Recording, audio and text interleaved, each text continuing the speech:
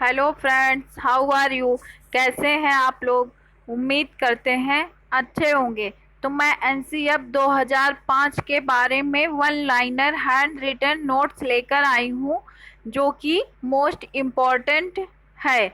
इसके पहले 2 video upload कर चुके हैं, ये 3rd वीडियो है। अगर आप लोगों ने हमारी प्रीवियस वीडियो नहीं देखी है तो ज़रूर देखिए। तो ये राष्ट्रीय पाठचर्या रूपरेखा 2005 के बारे में है। ये सीटेट प्रिपरेशन के लिए मोस्ट इम्पॉर्टेंट है। आपकी पेडागॉजी से बहुत सारे क्वेश्चन यहाँ से लिए जाते हैं। तो आपने एनसीएफ नहीं पढ़ा है तो ये आपके लिए पढ़ना बहुत ही ज़रूरी है। और ये बहुत ही बड़ा है, लगभग 180 पेज का है।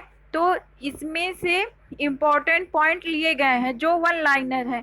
और अभी तक आप लोगों ने चैनल को सब्सक्राइब नहीं किया है तो चैनल को सब्सक्राइब कर लीजिए और बेल आइकन को प्रेस कर लीजिए, जिससे आने वाले सभी वीडियो के नोटिफिकेशन आपको टाइम से मिलते रहें। तो आइए स्टार्ट करते हैं एनसीएफ 2005 का पार्ट 3। तो साइंस, विज्ञान। तो विज्ञान जो होती है, विज्ञान की शिक्षा जो होती है, वो विज्ञान जो है शिक्षा बच्चे के जीवन व विज्ञान के प्रति ईमानदार होती है। ये सरल निष्कर्ष विज्ञान पाठचर्या के निम्नलिखित वैध मानकों की ओर इंगित करता है।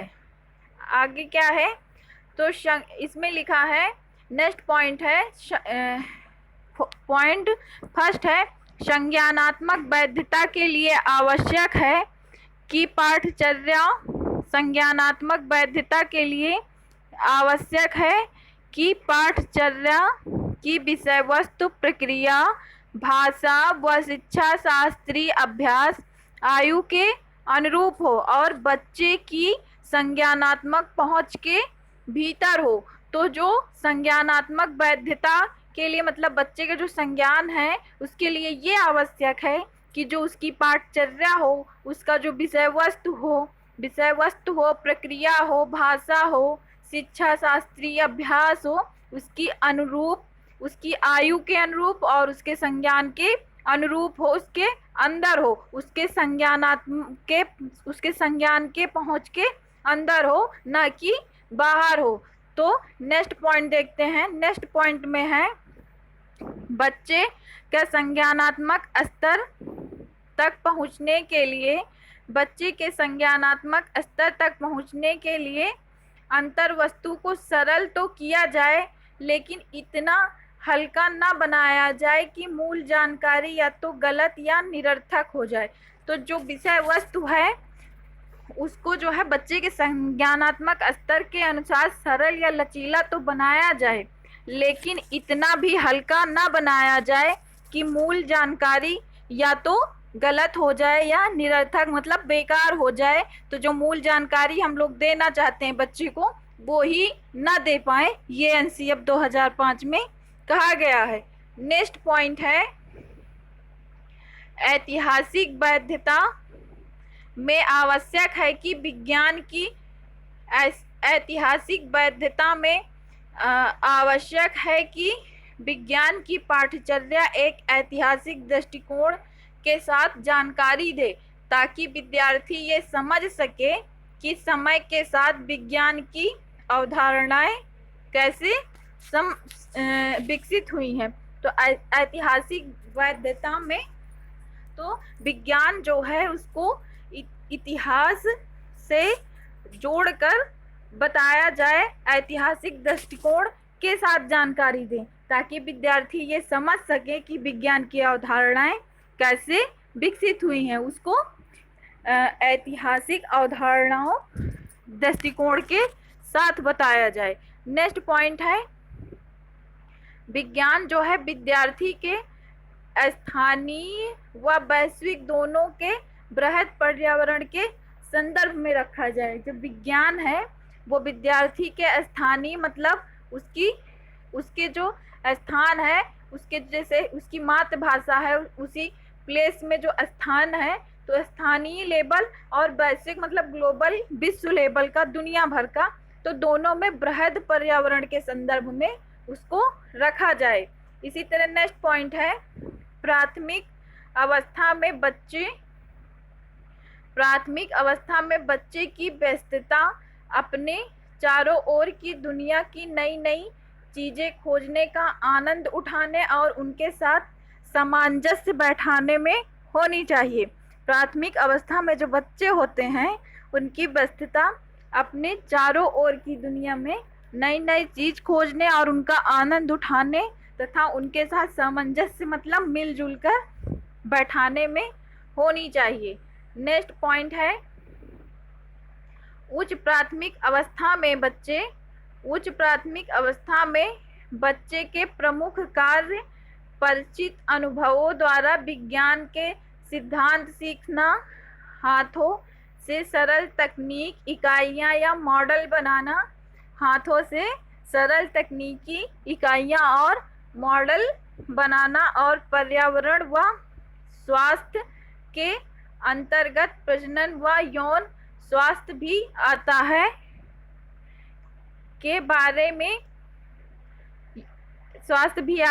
इसके बारे में अधिक जानकारी हासिल करना ये उच्च प्राथमिक स्तर के बच्चों में होना चाहिए। नेक्स्ट है सामाजिक विज्ञान। तो सामाजिक विज्ञान में क्या है? सामाजिक विज्ञान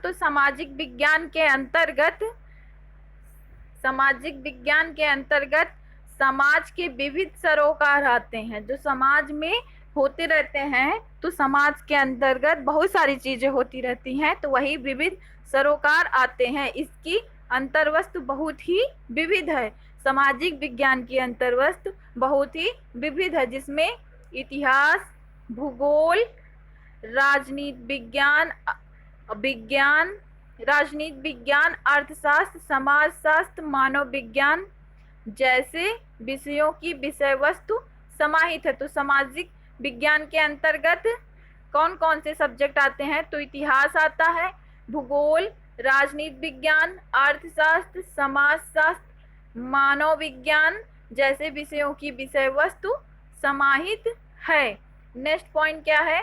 तो नेक्स्ट पॉइंट है प्राथमिक स्तरों पर प्राकृतिक और सामाजिक पर्यावरण को गणित और भाषा के अंतरंग भाग की तरह समझाया जाए। प्राथमिक स्तर पर प्राकृतिक और सामाजिक पर्यावरण को गणित भाषा के अंतरंग भाग की तरह समझाया जाए। बच्चों को ऐसी गतिविधियों में लगाया जाए ताकि वे भौतिक, जैविक, सामाजिक और सांस्कृतिक रेखांकनों के माध्यम से वातावरण को समझ सकें। तो इसमें फर्स्ट और सेकंड के बारे में बताया गया है।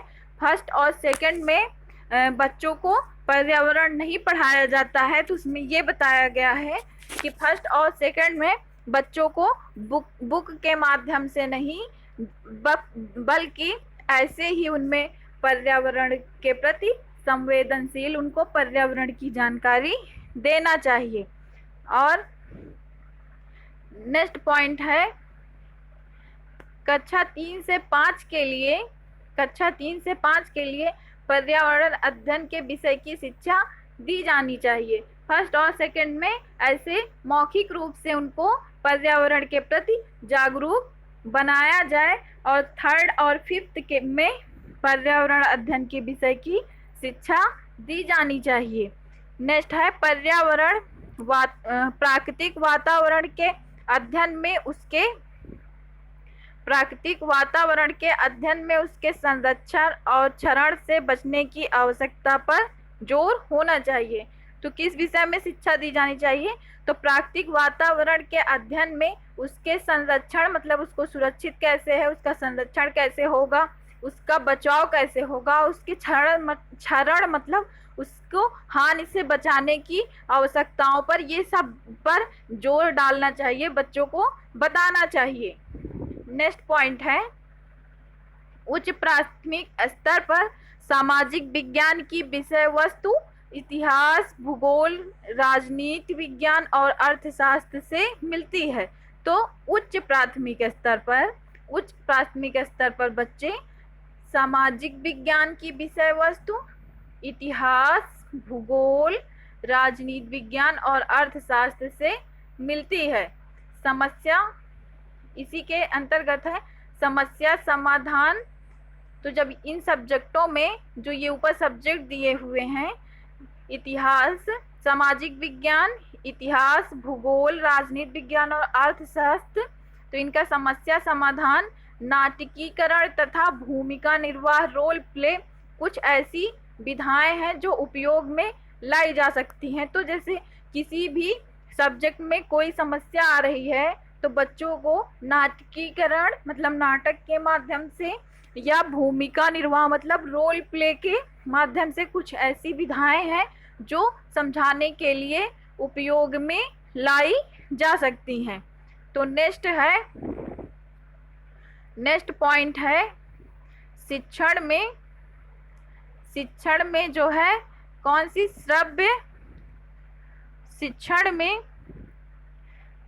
शिक्षण में श्रव्य दृश्य सामग्री, तस्वीरें, नोट्स, नक्शे, पुरातत्ववादी और भौतिक, सांस्कृतिक तथा प्राकृतिक जैसे संसाधनों का उपयोग किया जाना चाहिए। शिक्षण में श्रव्य दृश्य सामग्री, सीटेट में क्वेश्चन आते हैं तो जिसमें श्रव्य दृश्य सामग्री दिया होता है तो मोस्टली वो ऑप्शन सही होता ही है कि बच्चों को श्रव्य दृश्य सामग्री के माध्यम से शिक्षण देना चाहिए। तो ये मोस्ट इम्पॉर्टेंट है। तो शिक्षण में श्रव्य दृश्य सामग्री, तस्वीरें दिखाकर, चार्ट, नक्शे तथा पुरातत्ववादी और भौतिक सांस्कृतिक की प्राकृतियों जैसे संसाधनों का उपयोग, इस तरह के उपयोग करके बच्चों को पढ़ाना चाहिए। नेक्स्ट पॉइंट है भौतिक पर्यावरण।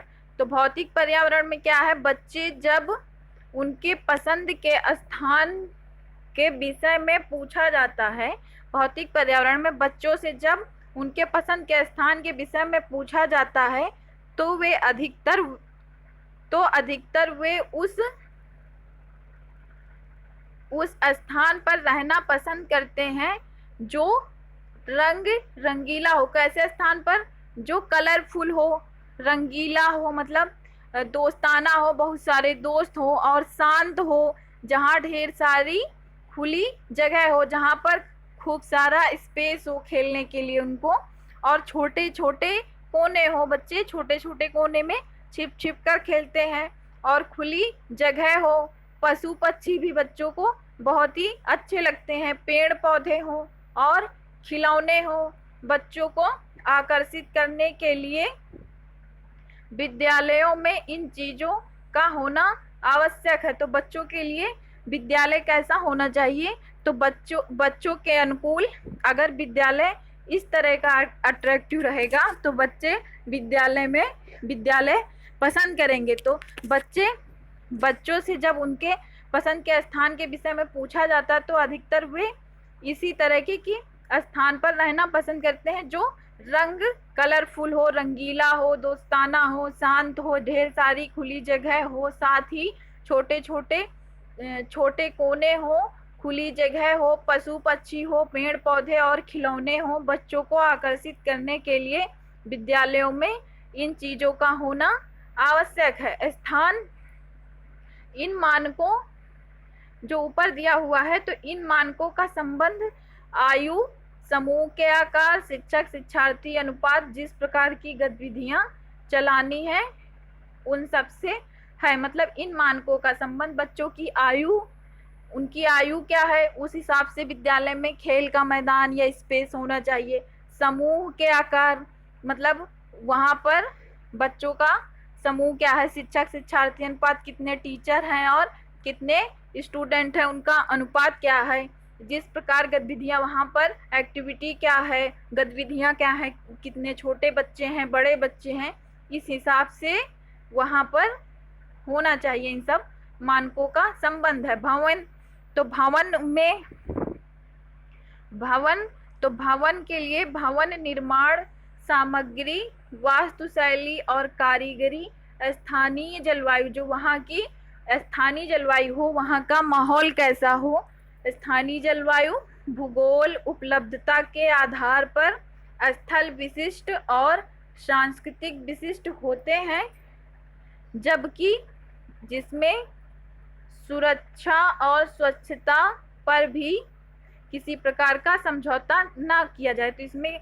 इसके कहने का मतलब ये है कि भवन निर्माण सामग्री, वास्तुशैली, कारीगरी, कोई बिल्डिंग इतनी अट्रैक्टिव ना हो पर वहाँ की उपलब्धता के हिसाब, उपलब्धता के आधार पर होनी चाहिए, लेकिन उसमें क्या होनी चाहिए, उसमें बच्चे सुरक्षित हो, सुरक्षा होनी चाहिए और स्वच्छता, साफ सफाई होनी चाहिए, इससे कोई समझौता नहीं होना चाहिए। बिल्डिंग थोड़ा ऐसे भी सिंपल भी हो, नॉर्मल भी हो, पर जो इस सुरक्षा और स्वच्छता से कोई किसी प्रकार का समझौता नहीं होना चाहिए, जरूरत के आधार पर होनी चाहिए। वहाँ पर क्या उनकी उपलब्धता है उस आधार पर बिल्डिंग होनी चाहिए। नेक्स्ट है फर्नीचर, कुर्सी और मेज। तो कुर्सी मेज इनकी मानक आयु तथा गतिविधियों की प्रकृति के आधार पर तय किए जाएं। कुर्सी मेज जो है उसकी मानक आयु, बच्चों की आयु क्या है, मानक उनकी आयु क्या है, उनकी गतिविधियां क्या हैं, तो प्रकृति के आधार पर तय किए जाएं, जिनमें प्रयोगशालाओं तथा अन्य विशिष्ट गतिविधियों को छोड़कर ऐसे फर्नीचर को प्राथमिकता दी जाए जिन्हें आवश्यकता अनुसार अलग अलग तरह से उपयोग में, जब विद्यालय में कोई एक्टिविटी हो या कुछ भी हो तो फर्नीचर एक जगह से दूसरी जगह तक ले जाकर रखा जाए, तो इस तरह के फर्नीचर विद्यालय में होने चाहिए। नेक्स्ट है उपकरण। तो उपकरण क्या है, तो उपकरण में दिया है आवश्यक एवं वांछनीय उपकरण पुस्तकों सहित की सूची बनाई जानी चाहिए। मतलब टीएलएम जो हम लोग प्रयोग करते हैं बच्चों को, टीएलएम या उपकरण की बात की गई है, जिसमें ऐसे स्थानीय सामग्री उत्पादों का प्रयोग पर जोर हो जो सांस्कृतिक विशिष्ट, कम खर्चीली हो और आसानी से उपलब्ध हो जाए। इस तरह की नहीं कि उसको लाने के लिए 150 किलोमीटर जाना पड़े, जो आसानी से वहाँ पर उपलब्ध हो जाए, उस तरह की सामग्री का प्रयोग करना चाहिए। नेक्स्ट पॉइंट है समय। तो समय जो है स्थान और आयु विशिष्ट मानकों और मौसम के अनुकूल समय सारणी बनाएं। तो स्कूल का जो समय है, टाइम टेबल है, तो वो स्थान, वहाँ की आयु विशिष्ट और मौसम के अनुसार मतलब समय सारणी तय करनी चाहिए कि ठंड में इतने बजे से इतने बजे तक स्कूल रहेगा, गर्मी में इतने से इतने तक स्कूल रहेगा। नेक्स्ट पॉइंट क्या है, तो नेक्स्ट पॉइंट है, तो ये वीडियो यहीं तक है ये वीडियो। तो अब आपको मिलते हैं नेक्स्ट वीडियो में। तो उम्मीद करते हैं आपको वीडियो अच्छा लगा हो। अगर अच्छा लगा हो तो लाइक करिए और कमेंट करके ज़रूर बताइएगा, और इस वीडियो को ज़्यादा से ज़्यादा शेयर करिए, जिससे और लोग भी इसका फ़ायदा उठा सकें। तो अभी तक आप लोगों ने चैनल को सब्सक्राइब नहीं किया है तो चैनल को ज़रूर सब्सक्राइब कर लें, बेल आइकन को प्रेस करना मत भूलें, जिससे आने वाले सभी वीडियो के नोटिफिकेशन आपको मिलते रहें। Thanks for watching.